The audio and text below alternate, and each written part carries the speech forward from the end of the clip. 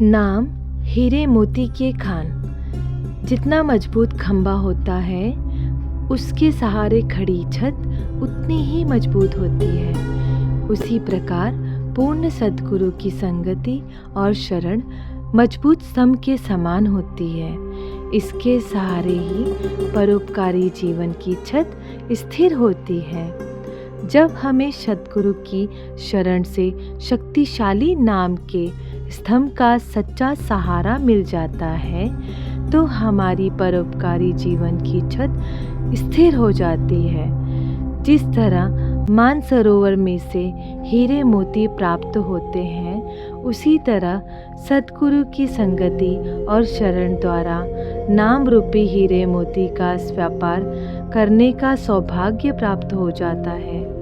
इसीलिए सद्गुरु की संगति और शरण नाम के हीरे मोती की खान है।